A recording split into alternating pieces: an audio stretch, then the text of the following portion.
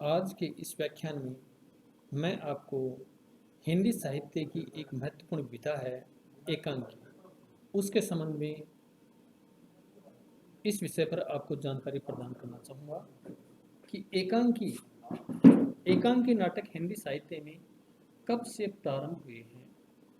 तो इसके संबंध में जाना जाता है कि हिंदी साहित्य के इतिहास में अगर हम गहराई से देखें तो एकांकी नाटक का बहुत ही पुराना इतिहास रहा है। कुछ विद्वान मानते हैं कि पुरुरवा और उर्वशी जो कि ऋग्वेद काल में कथाएं थी, उन कथाओं से ही यानी यम यमी की कथा थी, पुरुरवा उर्वशी की कथा थी, तो उनसे ही यानी एकांकी नाटक का उद्भव शुरू होता है। और उसके बाद में हमारे यहाँ संहिता काल आया था, तो संहिता काल में भी यानी एकांकी नाटक लिखे जा रहे थे। लेकिन वो अगर आज की दृष्टि से एकांकी देखे जाएं तो वो एकांकियों का उनमें पूरी विशेषताएं उसमें नहीं मिलती। और कहा जाता है कि महाभारत काल में, रामायण काल में और उसके बाद के कालों में भी यह परंपरा विद्यमान थी। और हिंदी साहित्य के इतिहास में यानी 8वीं शताब्दी ईस्वी पूर्व से ही लोग मानते हैं कि ये परंपरा जीवित रही थी और उसके बाद में ही आधुनिक एकांकियों का विकास हुआ है। तो वैसे तो जो गद्य की प्रमुख विधाएं हैं, उन विधाओं में एकांकी भी एक अलग विधा है। और एकांकी के साथ साथ आधुनिक काल में अगर इसके प्रकारों को देखा जाए, इसके भेदों को देखा जाए, तो इस काल में निबंध है, उपन्यास है, नाटक है, कहानी है, एकांकी है, रिपोर्ताज है, संस्मरण है, लघु कथा है, ठोमरी है, आलोचना, यात्रावर्तन, जीवनी साहित्य, आलोचना, फैंटेसी आदि न मालूम कितनी ही विधाएं हैं। लेकिन इन विधाओं का निरंतर विकास हो रहा है, जो साहित्य की श्रीवृद्धि ही कर रहे हैं। तो इन विधाओं में अगर एकांकी को देखा जाए तो एकांकी का, वैसे तो अभी मैंने जानकारी दी कि एकांकी का एक बहुत ही नाटक एकांकियों का बहुत पुराना इतिहास रहा है। लेकिन उन नाटक एकांकियों को वर्तमान में एकांकी से जोड़ा जाए तो वो एकांकी एकदम से वो सही प्रतीत नहीं होते। तो इस प्रकार से एकांकी है वो एकांकी आधुनिक काल, जो कि हिंदी साहित्य के इतिहास में आचार्य शुक्ल और परवर्ती विद्वानों ने इस काल को 1900 ईस्वी से आज तक माना, अर्थात 1843 ईस्वी से लेकर के आज यानी 2020 ईस्वी तक, यानी गद्य की जो विधाएं थी उन विधाओं में एकांकी विधा का भी एक महत्वपूर्ण स्थान रहा है। और आधुनिक काल से पहले अगर इसको देखें तो हमें चाहे तो रीतिकाल हो, चाहे भक्तिकाल हो, चाहे आधुनिक काल वीरगाथा काल हो, इसमें यानी गद्य का अभाव था, गद्य ज़्यादा मात्रा में नहीं लिखा गया था। और इस कालों में तो यानी पद्य का ही आधिपत्य रहा है और पद्य के क्षेत्र में ही यानी ये रचनाएं लिखी जा रही थी। लेकिन जैसे जैसे रीतिकाल आया तो रीतिकाल और भक्तिकाल में हमें गद्य के कुछ उदाहरण देखने को मिलते हैं, जिसमें उक्ति व्यक्ति प्रकरण है, वन रत्नाकर है, राउरवेल है। इसमें यानी थोड़ा बहुत गद्य साहित्य का हमें उद्भव देखने को मिलता है। और उन गद्य साहित्य में भी अगर इसका ज़्यादातर विकास हुआ तो वो विकास 1843 ईस्वी के बाद से ही माना जाता है। और इसका प्रवर्तन करने वाले भी भारतेंदु हरिश्चंद्र को ही जाता है, क्योंकि आधुनिक काल का अगर हम भेद करते हैं तो सबसे पहले भारतेंदु काल, और फिर द्वितीय युग, फिर छायावादी युग, फिर प्रगतिवाद, प्रयोगवाद, नई कविता, साठोत्तरी। चाहे तो ये गद्य का क्षेत्र हो, चाहे ये पद्य का क्षेत्र हो, दोनों ही विधाओं में यानी ये प्रवृत्तियां विद्यमान रही हैं। तो हिंदी साहित्य के इतिहास में अगर आधुनिक काल को देखें तो 1843 से 1900 ईस्वी तक का जो काल है, उस काल में भारतेंदु बाबू हरिश्चंद्र का बड़ा ही महत्वपूर्ण स्थान माना जाता है। इन्होंने यानी नाटकों के साथ साथ एकांकी भी लिखे। एकांकी मतलब नाटक एकांकी थे जो आधुनिक नाटकों के आधुनिक एकांकों के एकदम से समीप थे, पास में थे।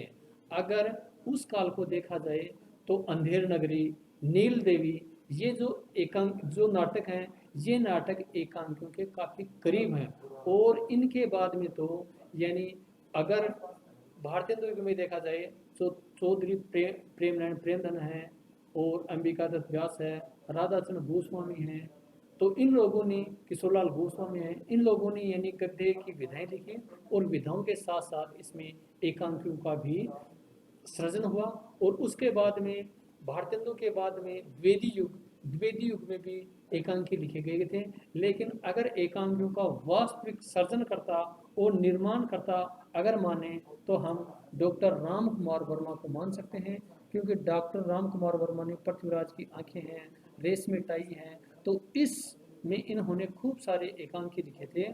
और एकांकियों में यानी नाटकों से अलग एक तत्व था संकलन त्रय, और संकलन त्रय को ध्यान में रख करके ही हमें पता चल जाता है कि अमुक एकांकी कौन से समय में कौन सी घटना को लेकर के रचा गया था। तो उसमें संकलन त्रय का मतलब था समय, स्थान और घटना की जानकारी प्रदान करने वाले को संकलन त्रय कहा जाता है।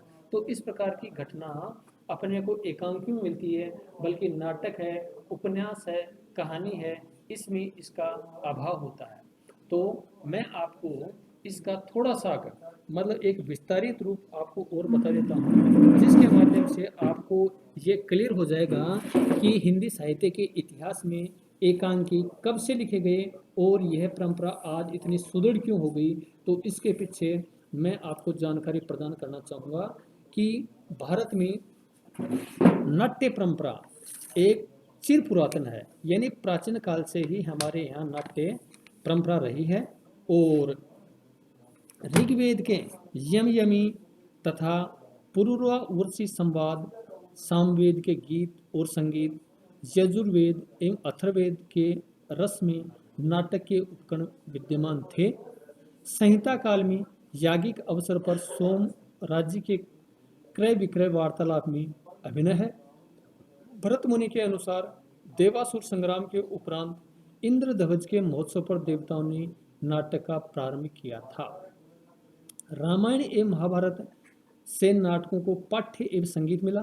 वाल्मीकि रामायण के बालकांड में नाटक संग, महाभारत में रंगासियार के विस्तृत विवरण एवं पाणिनि रचित अष्टाध्यायी में प्रयुक्त नट तथा कुशील शब्दों से ज्ञात होता है कि 8वीं सदी ईस्वी पूर्व हमारे यहाँ नाटकों की परंपरा विद्यमान थी। नाट्य ग्रंथ थे। संस्कृत साहित्य में पूर्ण नाटकों के अतिरिक्त एक अंक के अनेक रूपक एवं उपरूपक हैं, पर आधुनिक परिभाषा के अनुसार हम इन्हें एकांकी के कोटि में नहीं रख सकते। संस्कृत में एकांकी नाटकों में अंतर्द्वंद संघर्ष एवं मानसिक विश्लेषण का अभाव है, जो जीवन की यथार्थता से दूर पड़ जाते हैं। इन्हें हम आधुनिक हिंदी एकांकी का जनक नहीं कह सकते। हाँ, इनका प्रभाव हिंदी एकांकियों पर अवश्य पड़ता है, जो कि एक लंबी पुरानी परंपरा थी। तो उस परंपरा का थोड़ा बहुत प्रभाव तो आधुनिक एकांकियों पर आज भी देखने को मिल ही जाता है। हिंदी में सर्वप्रथम एकांकी नाटकों का प्रादुर्भाव अन्य गद्य विधाओं की भांति भारतेंदु युग में ही हुआ। भारतेंदु के विशस्य विश्वोधम, अंधेर नगरी, धनंजय, विजय, नील देवी एवं वैदिक हिंसा हिंसा न भवती पूर्ण रूप से एकांकी न होते हुए भी आधुनिक एकांकियों के पर्याप्त समीप हैं।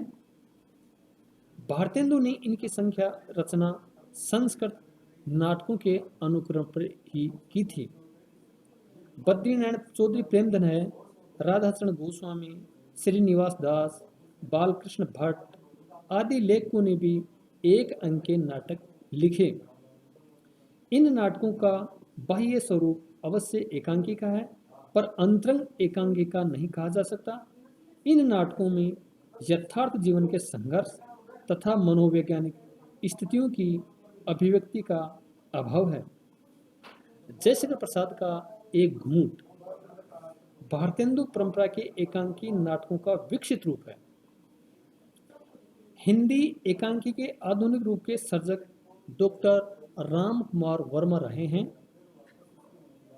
पृथ्वीराज की आंखें हैं शीर्षक से प्रकाशित एकांकी संग्रह डॉक्टर राम कुमार वर्मा जी का एक प्रथम प्रकाशित संग्रह है। इसके पश्चात तो इनके रेशमी टाई है, चारू मित्रा है, सप्तकिरण है, विभूति, कौमुदी महोत्सव आदि अनेक संग्रह प्रकाशित हो चुके हैं।